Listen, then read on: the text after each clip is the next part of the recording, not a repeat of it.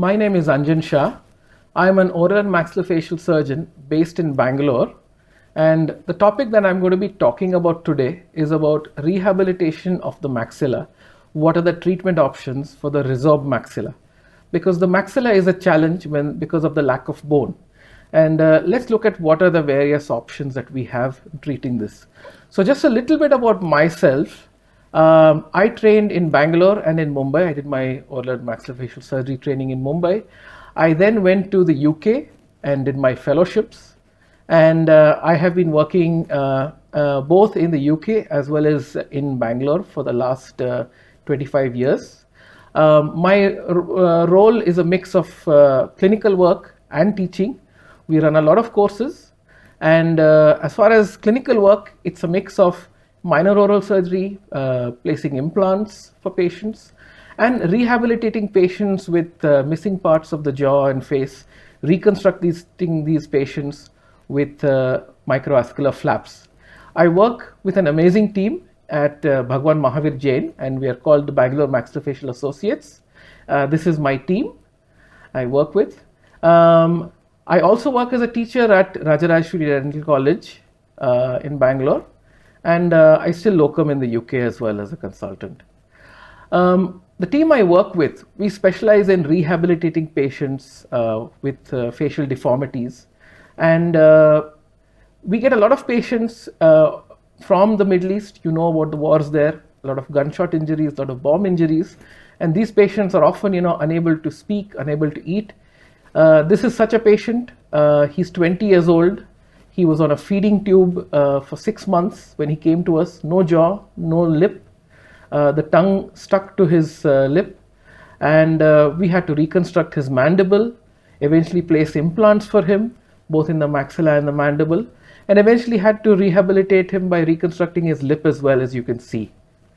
We were featured in the Week magazine a year ago for our rehabilitation work. This is just a little picture from that. And a lot of this involves both reconstruction as well as placing implants, which is what we're going to talk about in today's topic. We've also used a lot of this types of treatments that we're going to talk about during the COVID epidemic. All of us know about the black fungus epidemic that we had, and many patients lost their maxillas because of this. This was again a 30-year-old who lost his upper jaw during the COVID second wave. And we had to remove all of his upper jaw and the bone, and there was no bone there to place conventional implants. And we eventually were able to rehabilitate him using zygomatic implants and give him some sort of normality. We can see that he's now able to speak and talk and has an appearance with normal looking teeth, thanks to being able to rehabilitate him using zygomatic implants. What I'm going to cover is a little bit of my experience. The importance of treatment planning when we look at these types of situations, and in the long term, the importance of occlusion and maintenance. So some of the common myths associated with rehabilitation. Zygoma implants are a relatively new technique. No, zygomatic implants have been around for a long time. They were designed in the 1980s. All-on-4 is an older technique, and zygomatic implants were developed afterwards. No, in fact, zygomatic implants were developed before the all-on-4 technique, but obviously the all-on-4 technique is a simpler technique, and that is why we use it a lot more widely than zygomatic implants. But we still have patients who we don't have bone for placing all-on-4 implants, where we use a zygomatic implant instead. A common myth again is all-on-4 is a very successful technique in the maxilla. It is, but it's not for every patient. Depending on the patient's maintenance, the occlusion, the quality of the bone, we may have to look at other options for patients, which we'll talk about. Another common myth, you always have to load all-on-4 implants immediately. No, all-on-4 implants, if you use osseointegrated implants, can be delayed loaded. And sometimes it is better to delayed load implants, as we'll see from the rest of the presentation. All-on-4 tilted implants can only be used to give fixed teeth. Again, a common myth. No, you can also give a patient an overdenture, and in some patients, a removable overdenture may be a better solution than fixed teeth. And finally, always avoid removing bone. because bone is precious, yes, but at the same time, to get correct aesthetics and prosthetic rehabilitation, it may be required to remove some of the residual crestal bone if it is not useful. So these are some of the things that we'll dwell on during the lecture. Now, edentulosum is a worldwide problem. People lose teeth either because of lack of access to dentistry, because of fear of dentistry, or various medical problems which don't allow them to undergo treatment. And as the world population is getting older, we are seeing more and more people becoming edentulous. In India, we have some of the highest figures of edentulosum. About 50% of the population between the age of 30 and 50 are edentulous, surprisingly. So people of my age, 50% of them are edentulous, surprisingly. And why is this? Probably because of lack of preventive care. Patients don't go to the dentist regularly in India. They only go to a dentist when they have a major problem. And very often by that time, all the teeth are affected, and we sometimes end up having to take out almost all the teeth, as you'll see in some of the cases that I illustrate today. Now the problem is, once you lose teeth, you also lose the bone. So here is a patient's cone beam CT scan a year after he had his teeth removed and started wearing a denture. And the second CT scan that you see now is of when the patient is about 5 years older. And we can see that a lot of bone has been lost in those 5 years, in the first 5 years, because that bone, the alveolar bone, was there only to support the teeth. And once the teeth are gone, then that bone has no function. And therefore, wearing dentures, that bone has resorbed. And you can see that the bone resorption is the highest in the anterior mandible, followed by the maxilla.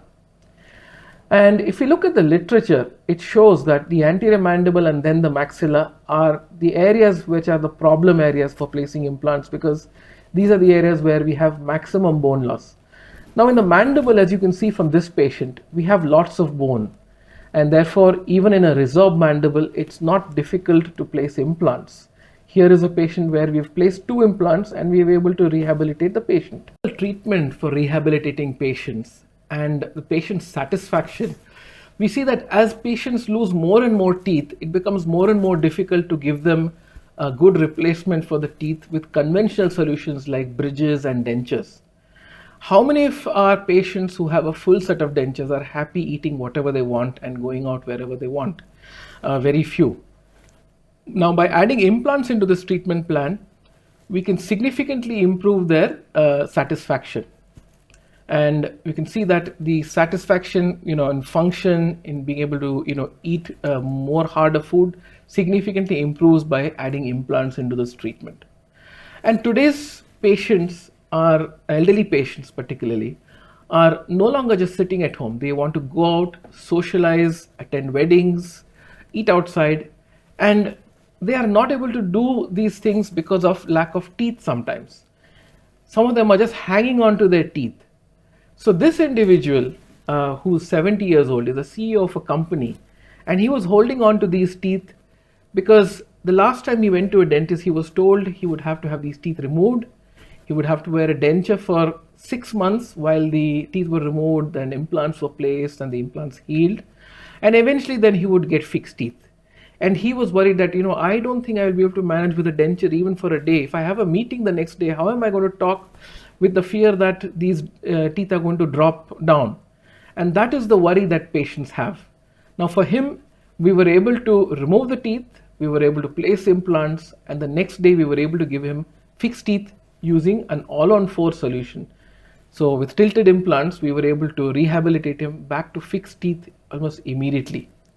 And that's because he had the bone. And this is him with his final prosthesis with a set of fixed teeth attached onto 4 implants in the maxilla.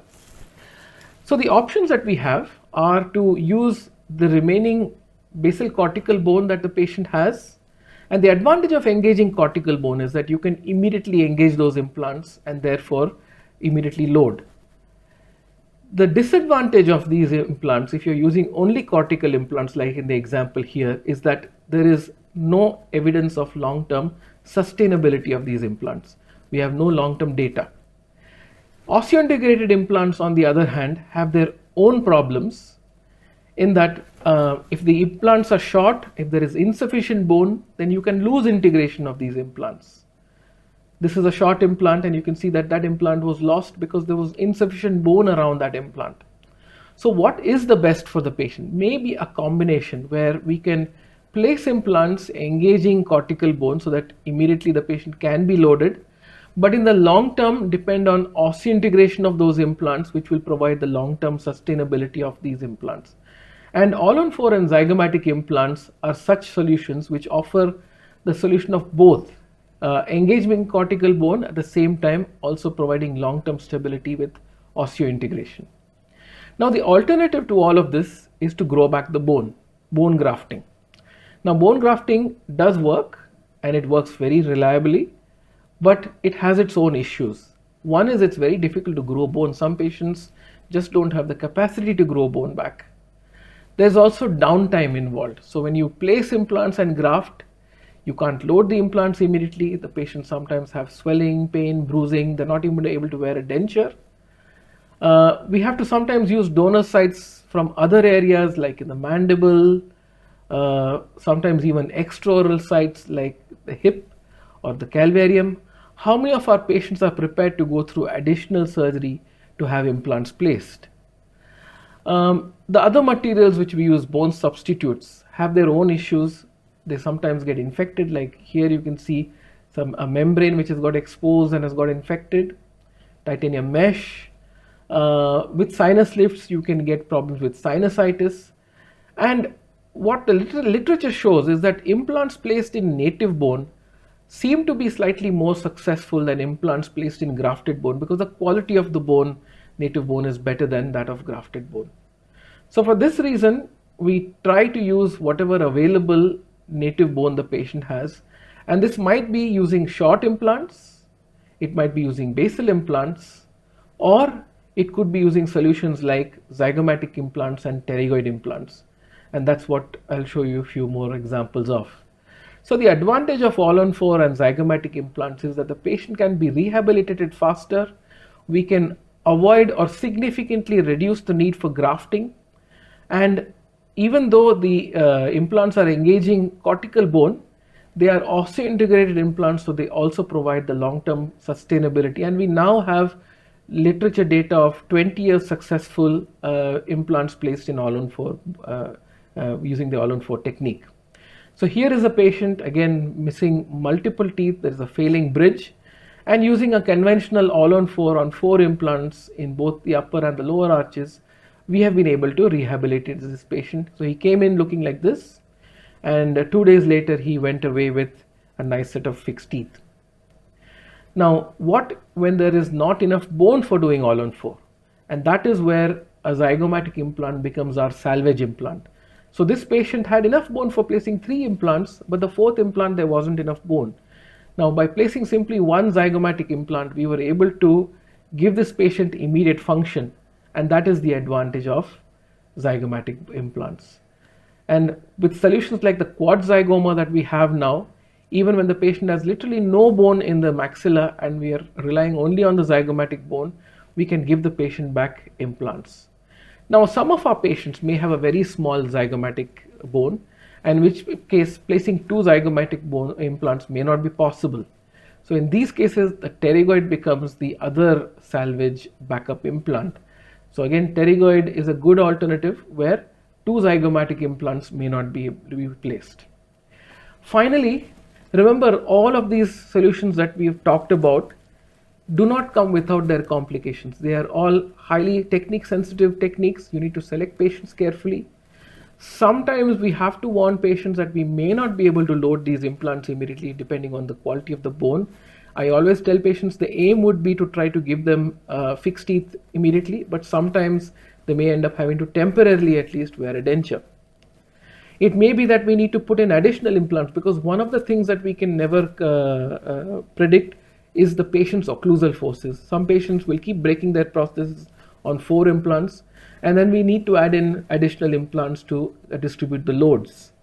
We sometimes may even need to do grafting. If we have 1 implant fail and there's no bone to place a 4th implant, we may have to graft finally.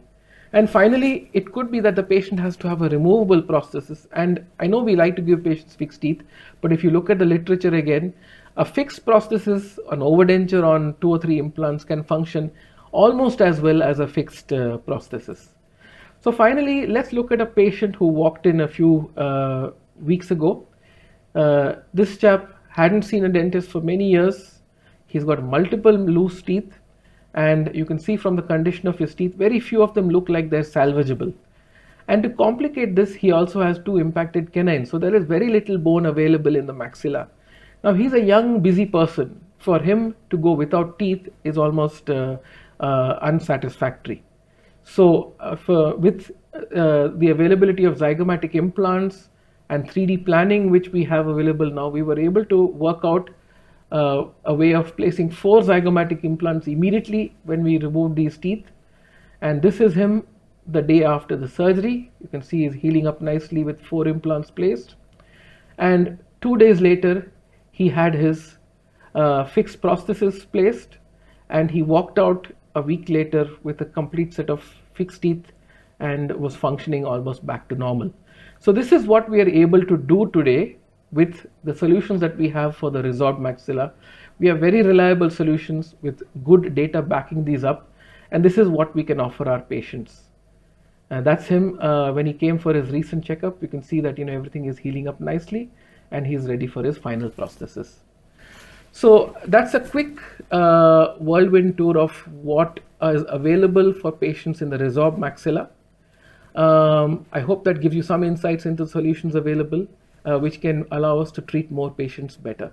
Thank you.